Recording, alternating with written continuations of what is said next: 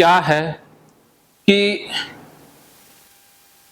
पूर्व जन्म की यात्रा, हम पिछले जन्मों की यात्रा करते हैं। भगवान श्री कृष्ण गीता में कहते हैं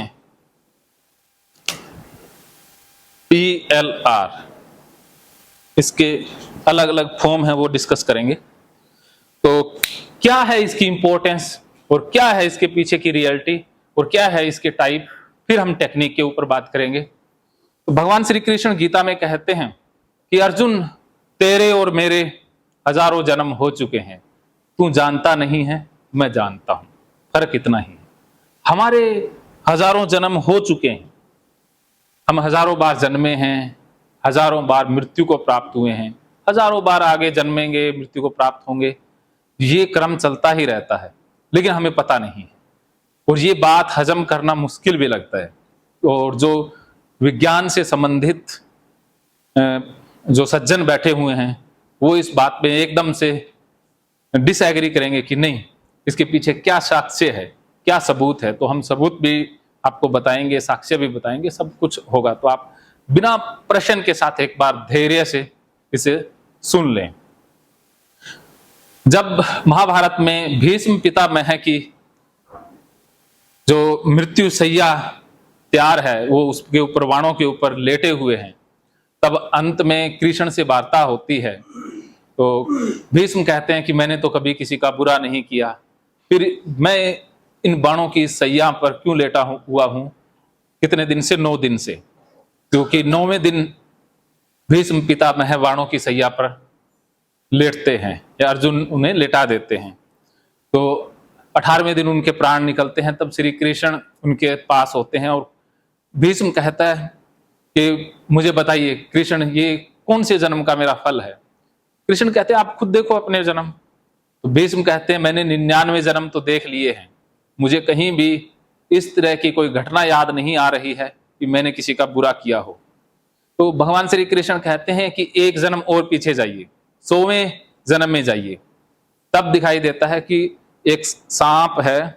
तो भीष्म उसे बाण से ऐसे फेंक देते हैं और वो एक कांटों की झाड़ी पर जाकर के गिर जाता है और वो कांटों में फंसा रहता है और 9 दिन के बाद उसके प्राण छूटते हैं।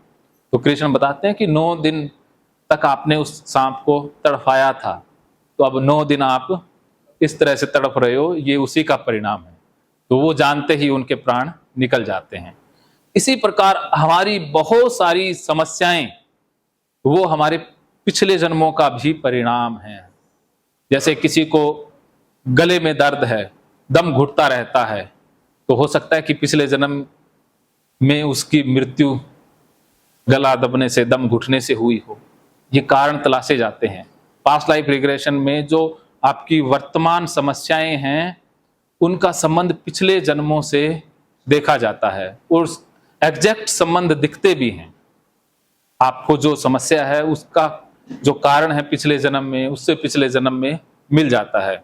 और वही चीजें जब आप चेतन स्तर पर ले आते हो, जो अचेतन है वो चेतन स्तर पर आते ही उसके अंदर से जो फियर है, नेगेटिव इमोशन जो कैरी हो रहे हैं वो डिलीट हो जाते हैं और हमारी समस्याएं ठीक हो जाती हैं मात्र एक सेशन में। जब आप जान लेते हो कि ये उसके कारण हो रहा है, आपकी समस्याएं कितनी भी पुरानी हो, जिद्दी हो, चाहे वो चमड़ी से संबंधित है, हड्डियों से संबंधित है, बहुत सारी असाध्य बीमारियां हैं, जिद्दी बीमारियां हैं जो ठीक नहीं हो रही, और जब आप उनका कारण देख लेते हैं पिछले जन्मों में, तो मात्र एक सेशन में चमत्कारिक रिजल्ट मिल जाते हैं। ये इतनी अद्भुत थेरेपी है। तो ये तो इसका थेरेप्यूटिक लाभ हो गया कि आप बीमारियों का इलाज इससे ढूंढ सकते हैं। इसके साथ साथ इसका अद्भुत फायदा ये भी है कि हमारी चेतना ग्रोथ कर जाती है। जब हम जान लेते हैं कि अरे ये मरना जन्मना ये तो जन्मों से चला आ रहा है, मैं जो इकट्ठा कर रहा हूं वो यहीं रह जाता है, हर बार ये रहा है, तो हमारे अंदर से डर, लालच, दूसरों को परेशान करना, जो बुरी प्रवृत्तियां हैं वो भी छूट जाती हैं।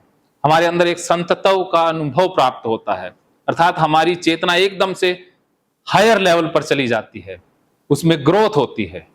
तो PLR का ये भी अद्भुत महत्व है। अगर आपको कोई समस्या नहीं भी है तब भी आप पास्ट लाइफ रिग्रेशन करवा सकते हैं, देख सकते हैं।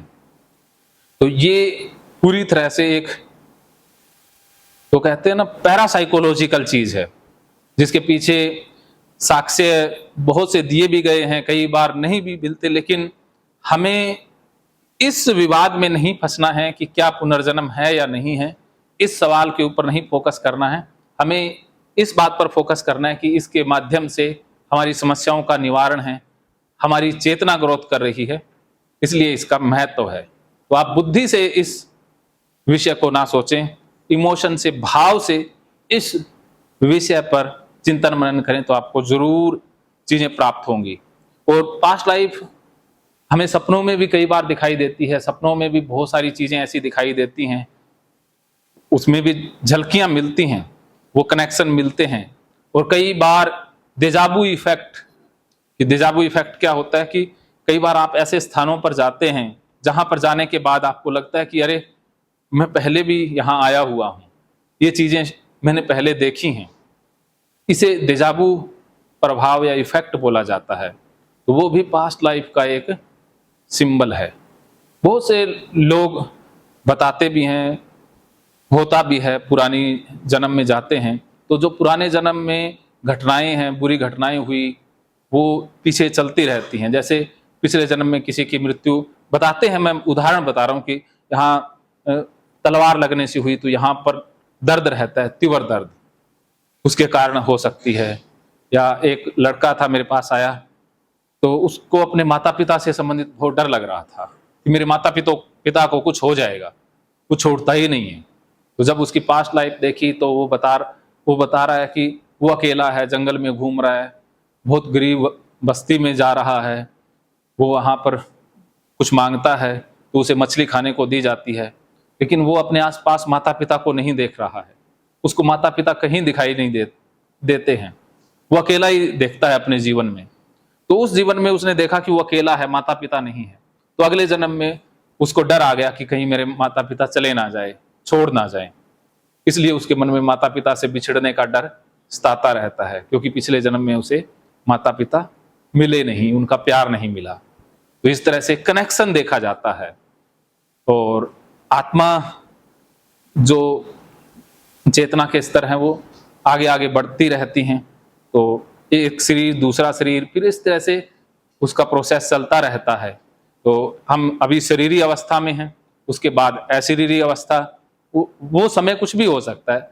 जो लाइफ बिटवीन लाइफ, वो हम एक बार कंसेप्ट नहीं लेंगे, या लाइफ आफ्टर डेथ, उन विषयों को हम एक बार नहीं छुएंगे, क्योंकि वहां भी आत्मा क्या करती है, किस अवस्था में रहती है, उस विषय में एक बार हम नहीं गहराई में जाएंगे। हम सिर्फ पास्ट लाइफ रिग्रेशन तक ही फोकस करेंगे।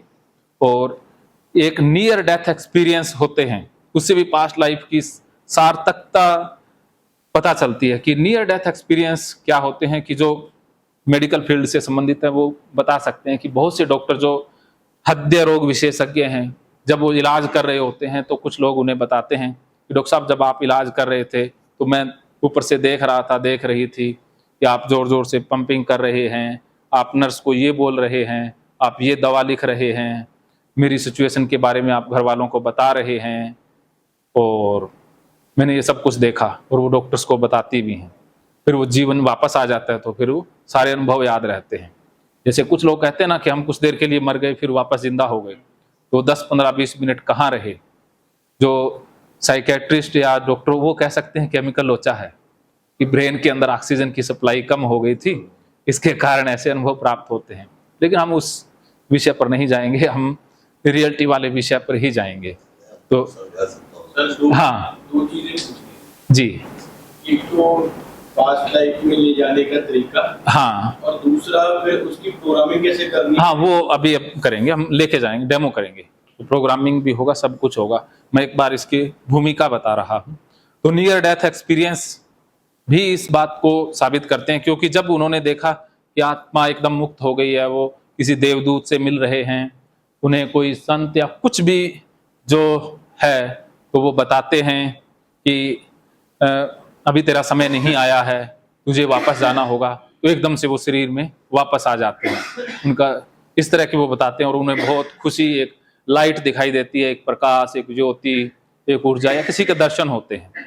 और सेम पास्ट लाइफ रिग्रेशन में भी उनको यही चीजें अनुभव होती हैं कि पिछला जन्म में जब भी वो प्राण उनके छूटे तो एकदम से वो एनर्जी शरीर से बाहर निकली और एकदम से वो हल्के हो गए, सारी चीजें उनकी बंद हो गई और वो देख रहे हैं, रो रहे हैं। उसके बाद कोई देवदूत आता है और उन्हें ले जाता है। बस यहाँ तक ये चीजें चलती हैं। तो ये बात भी सेम है। जो नियर डेथ एक्सपीरियंस है वो भी होता है कि जो लाश को लेके जा रहे होते हैं, हाँ। जब लाश उठती हुई बढ़ जाती है, हम्म, वो भी यही चीज होती है जी उस टाइम के लिए जो है चला जाता है, उसके बाद पार्चर से फिर वापस आ जाता हाँ, वापस आ जाता है। वो भी इसी तरह के अनुभवों से गुजरते हैं। तो है। ये ये भी देखा है। हाँ, तो ये अनुभव, इससे ये साबित होता है कि वास्तव में कुछ तो है। संभावनाओं के दरवाजे खोल दीजिए कि मृत्यु के बाद भी एक आत्मा किसी लोक में या अलग अलग, वो कृष्ण भगवान गीता में भी कहते हैं कि योनियां अलग अलग होती हैं, लेवल अलग अलग होते हैं। तो कुछ ना कुछ तो है, बहुत कुछ है, उस तक पहुंचा जा सकता है। जो प्रियंका जी हैं वो कुछ जानती हैं, वो अभी कहाँ चले गए? हाँ, तो उनका वो सेशन मिस हो जाएगा, तो जरूर एक बार पूछिएगा। कहते हैं कि जो मृत्यु के समय में आदमी जो निकलता है, हाँ, हाँ। निकलता है, तो उसमें वो जो सोच होती है उसी के अनुसार उसका आगे हाँ, बहुत बढ़िया सवाल पूछा। भगवान श्री कृष्ण गीता में कहते हैं कि हम मन की जिस अवस्था से प्राण छोड़ते हैं, हमारा अगला जन्म उसी अवस्था से होगा। कि हम अगर दुख में जा रहे हैं तो अगला जन्म दुख में होगा, अगर हम बहुत खुशी में जा रहे हैं अगला जन्म उसी खुशी से होगा, या बहुत तीव्र इच्छा के साथ जा रहे हैं तो वहीं से शुरुआत होती है। तो जब भी प्राण छूटें तो एकदम संतुष्टि के साथ उठें, तो अगला जन्म संतुष्टि में ही मिलेगा। तो जो लोग बुरे कर्म करते हैं, क्राइम करते हैं, वो मन की अवस्था बिगाड़ लेते हैं, क्योंकि मन की प्रोग्रामिंग उनकी गड़बड़ हो गई। तो वो चाह करके भी अंत के समय अपनी अवस्था नहीं सुधार सकते। ऐसा नहीं है भी लोग कहते हैं कि मरते समय राम राम बोलो, कृष्ण कृष्ण बोलो, भाई वहां से अवस्था बदल जाएगी। नहीं, हमारे जीवन के जो कर्म हैं वो बदलते हैं। अगर हमने अच्छे कर्म किए हैं तो हमारी अंतिम अवस्था अच्छी रहेगी, अगर हमारे बुरे कर्म है तो वहीं से अगला जन्म होगा। फिर चेतना की ग्रोथ हमने डाउन कर दी तो अब पिछला जन्म फिर कुछ भी हो सकता, हमने पीछे की तरफ कर दिया। तो कुदरत है वो उसे कहेगी भाई ये मानवता के लिए ठीक नहीं है, इसको खराब बंदा है, ये और ज्यादा खराब करेगा लोगों को, तो इसे पीछे भेजो। उसकी ग्रोथ आगे नहीं हो रही, पीछे जा रहा है। अगर आज हमने जो ज्ञान का स्तर हासिल कर लिया, हमारा अगला जन्म उसी ज्ञान के स्तर से होगा। जैसे मोजार्ट ने 5 साल की उम्र में धुनें बना दी थी, तो क्यों बना दी थी? क्योंकि वो पिछले जन्म से वो प्रतिभा लेकर के आया। हाँ, हम पिछले जन्म की प्रतिभाओं के साथ पैदा होते हैं। जो म्यूजिक में हैं तो म्यूजिक में बहुत कुछ अच्छा करते हैं, क्योंकि पिछले जन्म में उनका संबंध म्यूजिक से रहा है। तो अब मेरे जैसे का म्यूजिक से कोई लेना देना नहीं, तो मैं चाह करके भी कुछ नहीं कर सकता, क्योंकि मेरा पिछला जन्म है वो किसी और लेवल का रहा है, किसी और फील्ड का रहा है, तो मुझे उसी फील्ड में ज्यादा सफलता मिलेगी। एक क्वेश्चन मुझे हुआ, आपने पिछले जन्म में जो किया है उसके अनुरूप आगे जन्म होगा। हाँ। पहले वो संगीतकार है तो आगे वाला संगीत में नहीं कोई जरूरी नहीं। अगर मैं इस वक्त इस युग में या इस जोड़ी में मैं अपने आप को संगीत की तो क्या मैं आगे इसको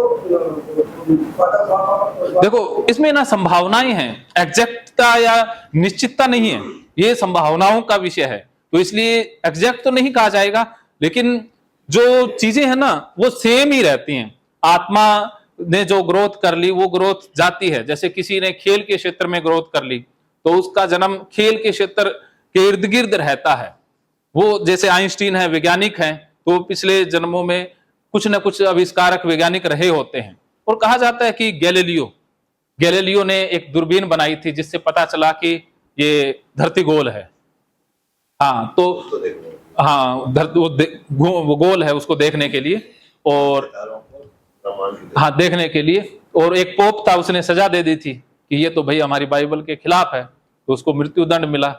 और अगले जन्म में बताते हैं कि गैलीलियो का भी दूसरा जन्म हुआ न्यूटन के रूप में उसके, और जो पोप था उसका भी जन्म हुआ। तो अगले जन्म में उसने आज्ञा दे दी भी आपके जो आविष्कार हैं वो करें। तो पोप ने अपनी गलती सुधारी और न्यूटन ने फिर वो आविष्कार किया। तो इस जन्म में आपने जो कर लिया वो अधूरा नहीं रहेगा, अगला जन्म वहीं से शुरू हो जाएगा। आपने कोई भी अचीवमेंट हासिल कर ली, जैसे आपने जो शक्तियां हैं आपके पास, तो ये शक्तियां अगले जन्म में भी आपके पास ही रहेंगी। आगे ही आगे लेवल बढ़ेगा। जी, तो एक बार प्रश्नों को रोकेंगे, अंत में हम डिस्कस कर लेंगे। हाँ हाँ हाँ, अभी एक बार आप अपनी जिज्ञासाओं, क्योंकि अंत में है ना